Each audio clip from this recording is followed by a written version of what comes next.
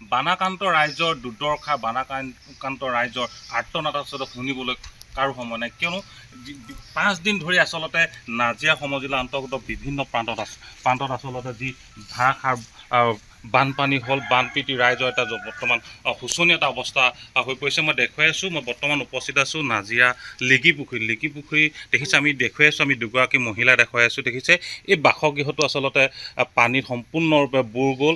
তেওঁলোকৰ ঘৰৰ যিবোৰ আচবাব সামগ্ৰী সকলোবিলাক আচলতে পানীত ডুব গৈ এটা শোচনীয় এটা অৱস্থাৰ সৃষ্টি হৈছে। আমি দেখুৱাই চাওক, প্ৰত্যেকটো ঘৰৰ বাহিৰত এতিয়া তেওঁলোকৰ বস্তু এইদৰে ৰ'দত শুকুৱাই ৰাখিছে, কিয়নো ভিতৰত যি পানী হ'ল, এবুকুলৈকে যিটো পানী হ'ল, সেই পানীত আচলতে তেওঁলোকৰ বাসগৃহটোৰ সম্পূৰ্ণৰূপে আচলতে পানীত ডুব গ'ল। ডুব যোৱাৰ পিছত তেওঁলোকৰ যি পিন্ধাৰ যি কাপোৰ কানি হওক, খোৱা সামগ্ৰী হওক, সকলোবিলাক আচলতে পানীত ডুব গৈ এটা শোচনীয় এটা অৱস্থাৰ সৃষ্টি হৈছে, যাৰ কাৰণে আচলতে নাজিৰা সমজিলা অন্তৰ্গত যিমানবোৰ অঞ্চল আছে, শিৱসাগৰ হওক, চৰাইদেউ হওক বা নাজিৰা বিভিন্ন প্ৰান্তত যি 5 দিন ধৰি যি পানী আচলতে পানীত ডুব গৈ থাকিলে, সেই যোৱাৰ ফলত আচলতে তেওঁলোকৰ এই ধৰণৰ ঘৰৰ অৱস্থা শোচনীয় হৈ পৰিছে। আৰু কেমেৰাখনক মই প্ৰত্যেক মুহূৰ্তত দেখাব অনুকৰিছোঁ। এতিয়া যিহেতু পানী শুকাই যোৱাৰ পিছত যিবোৰ আচলতে বাঢ়নি পানীত অহা যিবোৰ ঘেল, সেই ঘেলবোৰ আচলতে ঘৰৰ ভিতৰত সোমালে, তেওঁলোকে ঘৰৰ ভিতৰৰ পৰা উলিয়াইছে।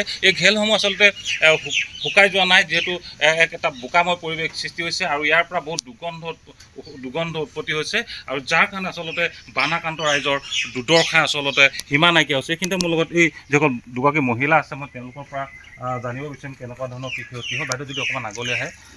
ক্ষতি মানে কি আৰু নাই, চব সেই ঘৰৰ ভিতৰত সোমাবই নোৱাৰি। এতিয়া এআঁঠুলৈকে বোকা পানী হৈয়ে আছে, বাহিৰত চব বয় বস্তু একোৱেই নাই, খোৱা বস্তু নাই বুলি নাই, একোৱে ৰখাব নোৱাৰিলোঁ। মাত্ৰ মানুহকেইটা জীয়াই আছোঁ কৰ্তমান।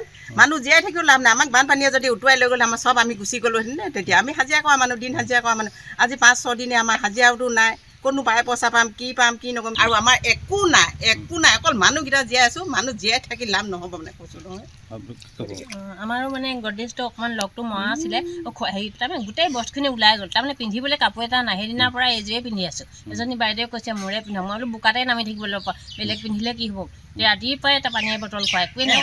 হাজিৰা কৰা মানুহ বিচনা 2খন ভাঙি গতিকে কাম কৰি খাই ঘৰে এতিয়াতো কাম কৰিবলৈও নাই। কাৰ ঘৰত কাম কৰিব, কোনে কৰিব? চবৰে নাজিৰা সমষ্টি, চবৰে মানুহৰ অৱস্থা বেয়া।